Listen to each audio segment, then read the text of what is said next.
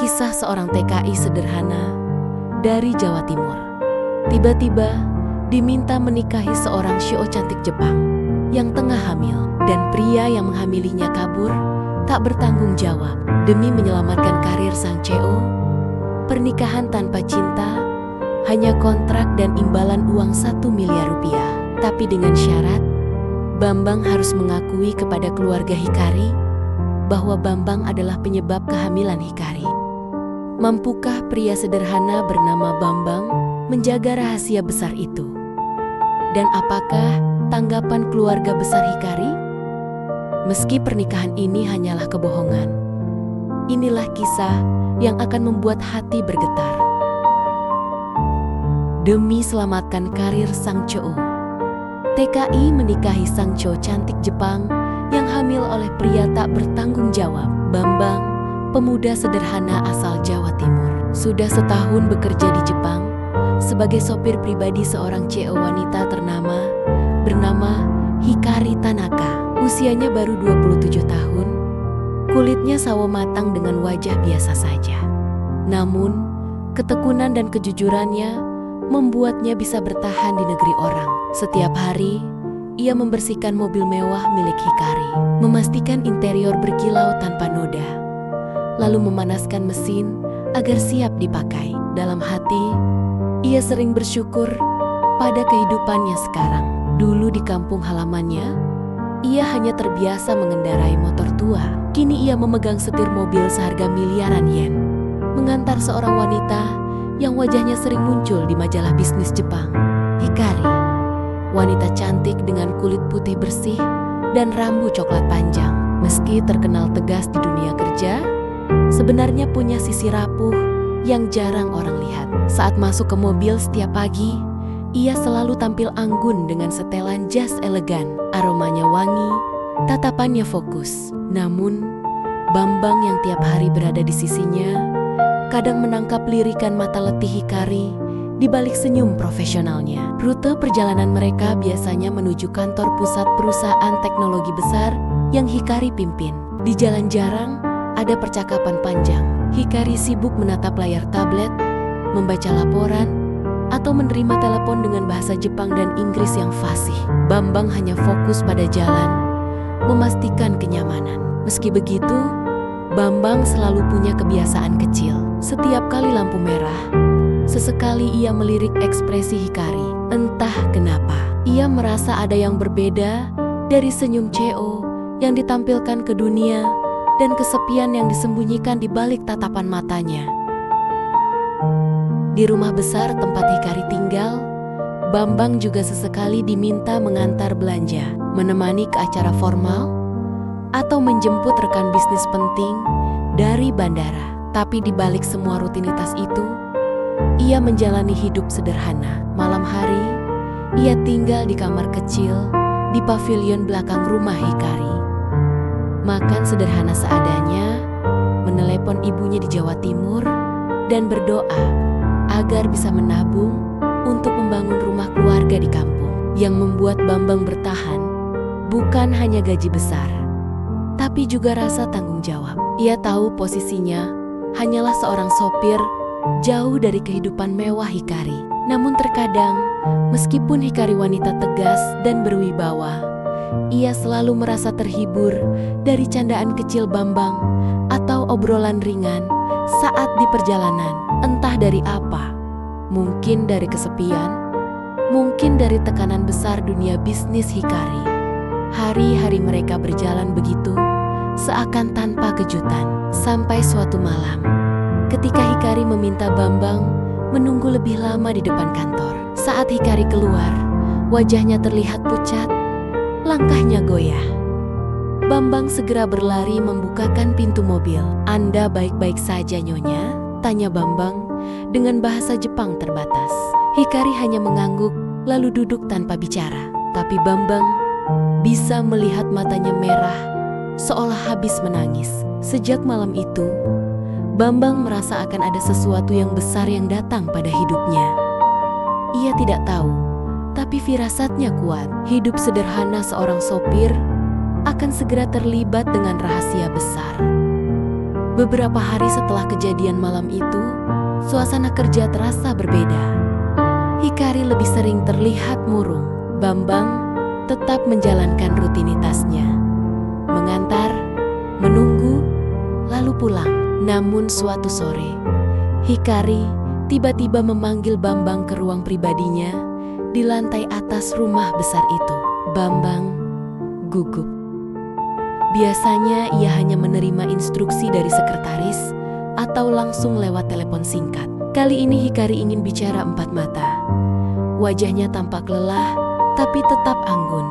Ia menatap Bambang lama, seakan mencari keberanian untuk bicara. Bambang, suara Hikari lembut tapi bergetar. Aku ingin kau dengar sesuatu yang sangat penting. Dan setelah ini, hidupmu tidak akan sama lagi. Bambang menunduk sopan. Saya siap mendengarkan, unya Hikari. Wanita itu menarik napas dalam. Aku sedang hamil. Bambang terdiam. Ucapan itu seperti petir di siang bolong.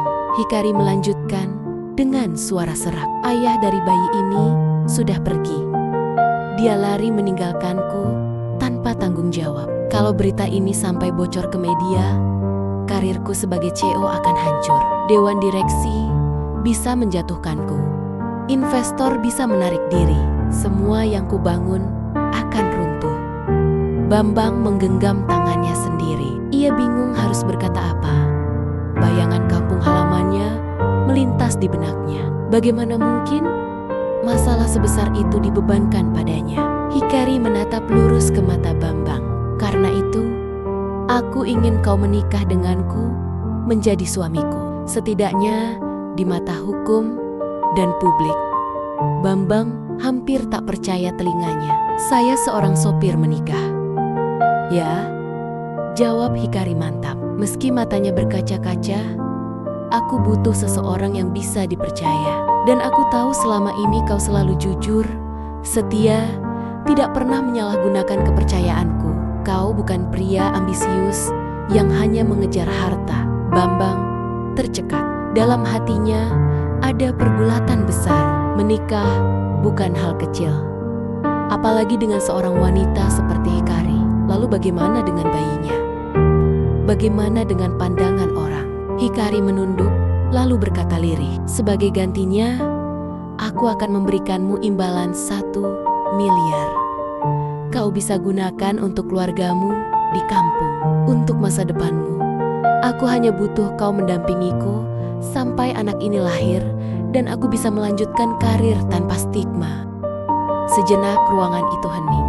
Bambang merasakan keringat dingin di pelipisnya. Ia ingat wajah ibunya yang sering sakit-sakitan di desa, rumah reot yang ingin ia bangun, dan mimpi kecilnya punya usaha sendiri. 1 miliar bukan jumlah kecil.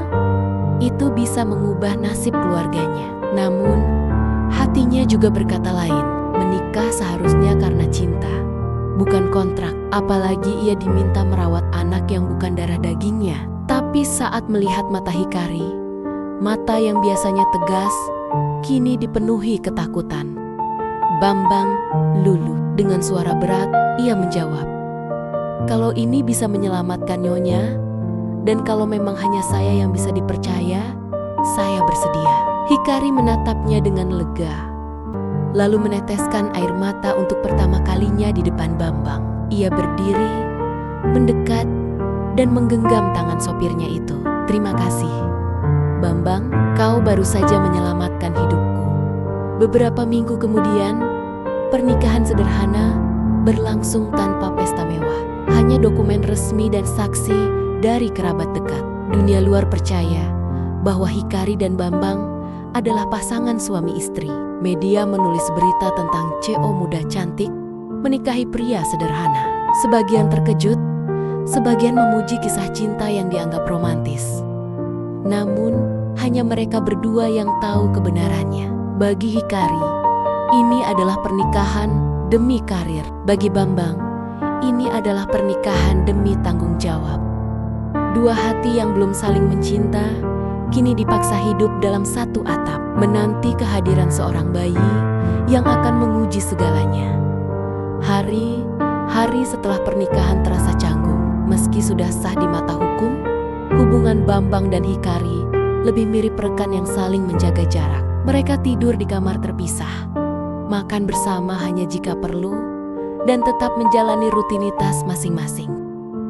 Tapi ada sesuatu yang berubah. Bambang kini merasa memiliki tanggung jawab lebih besar, bukan hanya sebagai sopir, tapi sebagai suami yang harus melindungi Hikari. Bulan demi bulan berlalu, perut Hikari semakin membesar. Bambang semakin sering menemaninya ke rumah sakit untuk pemeriksaan kehamilan.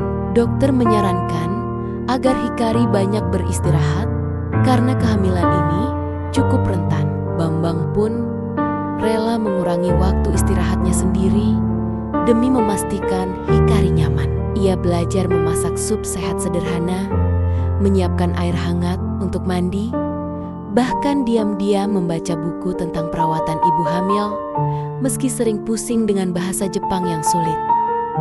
Suatu malam di musim dingin, saat salju turun deras, Hikari terbangun dengan rasa sakit hebat. Kontraksi mulai datang. Panik, Bambang segera membawa Hikari ke rumah sakit dengan mobil pribadi. Tangannya gemetar di setir, tapi ia berusaha tenang sambil terus berkata, "Tahan sebentar, Nyonya." Hikari, kita akan sampai di ruang bersalin." Hikari berjuang keras. Keringat membasahi wajah cantiknya. Tangannya meremas lengan Bambang dengan kuat. "Jangan tinggalkan aku," teriaknya di antara kesakitan. Bambang hanya bisa menggenggam tangannya erat, meski ia bukan ayah kandung dari bayi itu. "Aku di sini, aku janji, tidak akan pergi." Beberapa jam kemudian, tangisan bayi memecah udara. Bayi perempuan mungil lahir dengan sehat. Hikari menangis lega, sementara Bambang berdiri terpaku menatap makhluk kecil itu. Perasaannya campur aduk, bahagia, haru, sekaligus tak percaya bahwa kini ia menjadi seorang ayah, meski bukan secara darah. Hikari memeluk bayinya, lalu menoleh pada Bambang. "Namanya Hana," ucapnya lirih, seperti bunga yang tumbuh kuat meski musim dingin panjang. Sejak saat itu, kehidupan Bambang berubah total. Malam-malamnya kini diisi dengan tangisan Hana. Ia belajar mengganti popok, menimang bayi hingga tertidur, bahkan rela bangun berkali-kali untuk membantu Hikari. Ia tidak pernah mengeluh, meski tubuhnya sering letih. Baginya, Hana adalah amanah. Waktu berjalan cepat, tahun demi tahun berlalu. Hana tumbuh menjadi gadis kecil yang ceria dan cerdas. Rambut coklatnya seperti ibunya, tapi kulitnya agak sawo matang seperti Bambang, membuat orang-orang selalu mengira Hana adalah anak kandung mereka. Bambang tidak pernah membantah. Ia hanya tersenyum setiap kali mendengar orang berkata, "Hana mirip sekali dengan ayahnya." Saat Hana mulai sekolah, Bambang menjadi orang yang paling setia mengantar jemputnya. Di rumah, ia sering membantu Hana mengerjakan PR, meski harus belajar lagi tentang huruf kanji yang rumit. Hikari yang dulu menganggap pernikahan ini hanya kontrak, perlahan melihat betapa besar kasih sayang Bambang pada Hana. Bambang tak pernah memperlakukan Hana berbeda. Meski ia tahu darahnya bukan mengalir di tubuh gadis kecil itu, bahkan kasih sayangnya sering lebih besar dari ayah kandung. Tahun-tahun berlalu, Hana tumbuh menjadi gadis remaja yang pintar dan berprestasi. Ia sering membawa pulang piala dari lomba sains atau seni.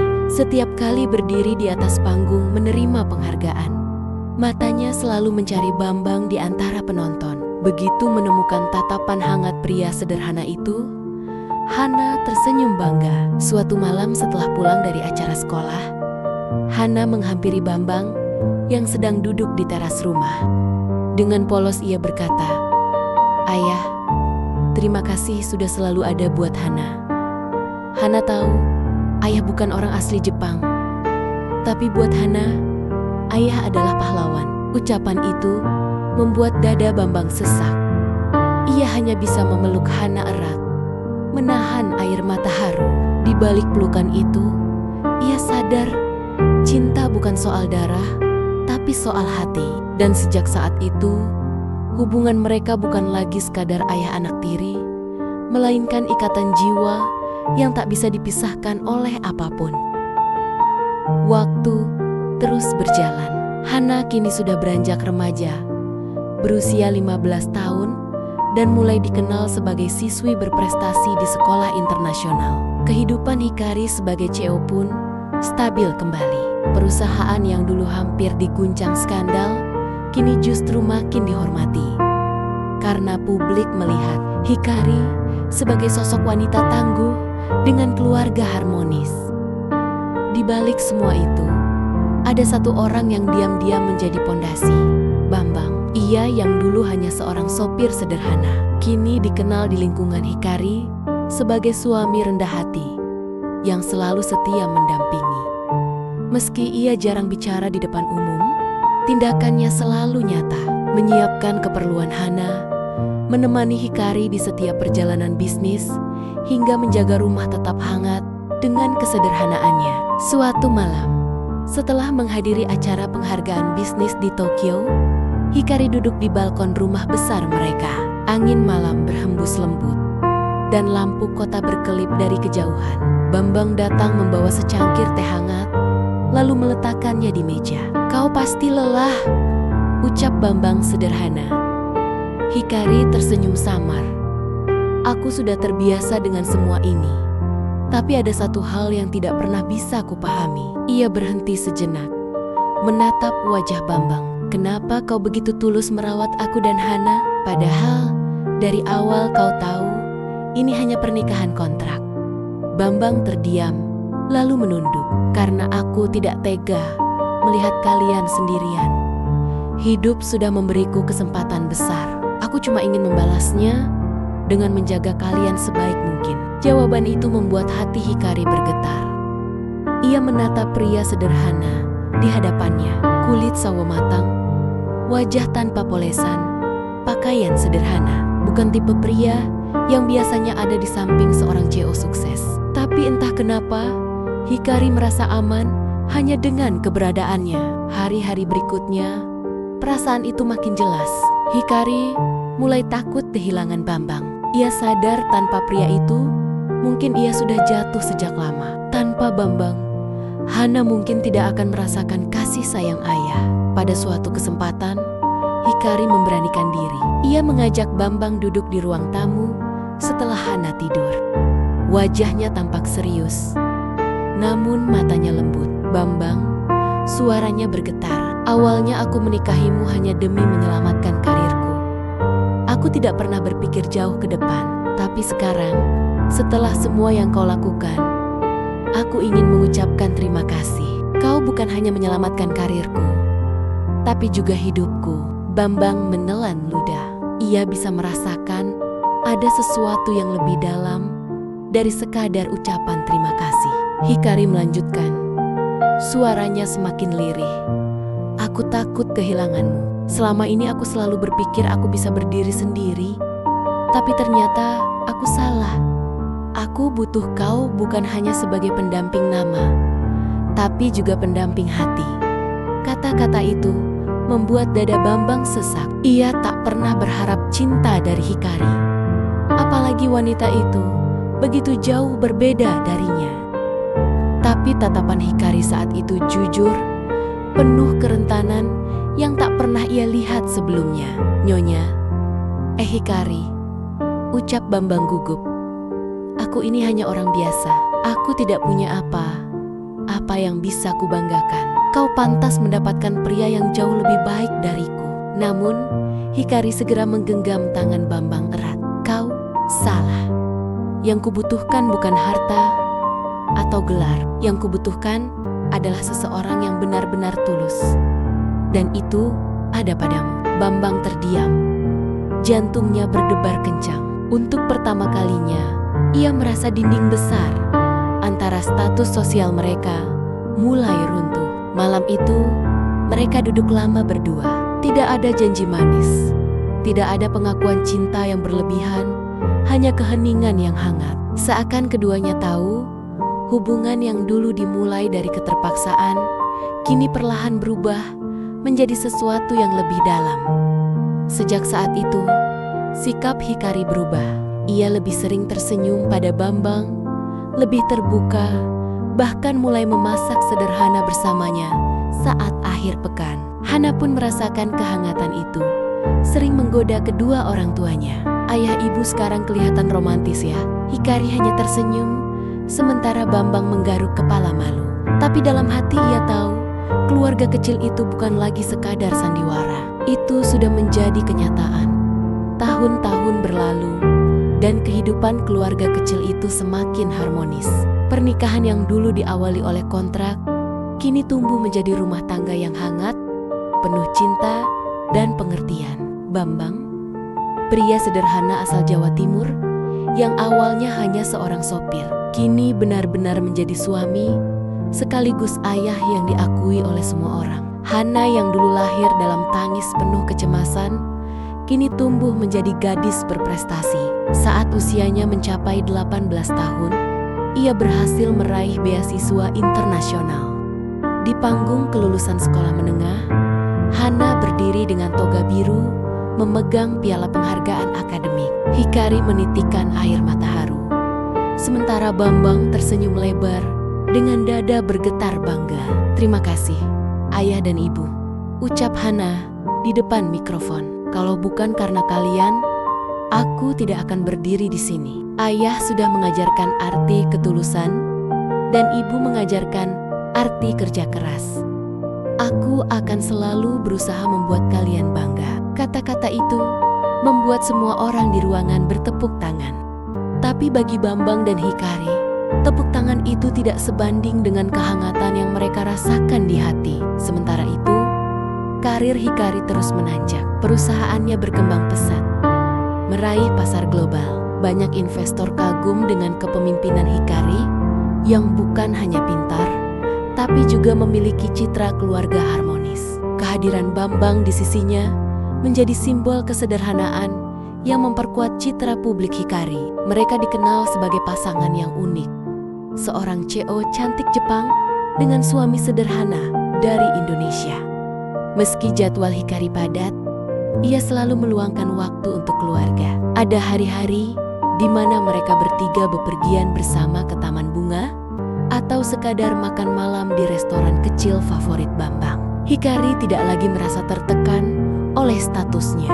Bersama Bambang, ia belajar bahwa kebahagiaan tidak selalu datang dari pencapaian besar, tapi dari momen sederhana yang dibagikan bersama orang yang dicintai. Pada ulang tahun pernikahan mereka yang ke-20, Hikari menyiapkan kejutan.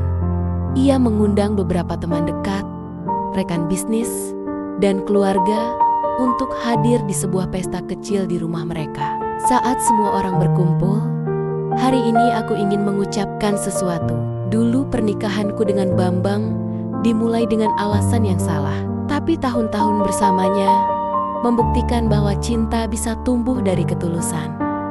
Aku beruntung memiliki dia di sisiku." Semua tamu bertepuk tangan, sementara Bambang hanya bisa tersipu, menunduk malu. Namun dalam hatinya, ia tahu bahwa ucapan Hikari adalah pengakuan paling tulus yang pernah ia dengar.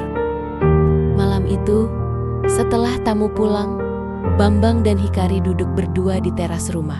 Hana sudah tidur, meninggalkan keheningan yang hangat. Hikari menyandarkan kepalanya di bahu Bambang. "Dulu aku takut kehilangan semua bisnis. Sekarang aku hanya ingin hidup bersamamu selamanya." Bambang menatap langit malam, lalu tersenyum. "Aku tidak pernah membayangkan hidupku akan seperti ini. Tapi aku bersyukur Tuhan mempertemukan kita." Hikari menggenggam tangannya erat. "Kau bukan hanya penyelamat karirku, Bambang. Kau adalah penyelamat hatiku." Waktu seakan berhenti saat itu. Angin malam berhembus lembut, membawa ketenangan yang sulit dijelaskan dengan kata-kata. Kehidupan yang awalnya penuh kontrak, kini berubah menjadi cinta sejati. Dari seorang sopir sederhana menjadi kepala keluarga, Bambang membuktikan bahwa keikhlasan mampu menembus dinding status dan perbedaan. Bersama Hikari dan Hana, ia menemukan arti sebenarnya dari kebahagiaan. Dan begitulah, cerita mereka bukan lagi sekadar kisah TKI dan CO cantik Jepang. Ini adalah kisah tentang cinta yang tumbuh di tempat tak terduga, tentang keberanian mengambil tanggung jawab, dan tentang bagaimana hati yang tulus bisa menyatukan dua dunia yang berbeda.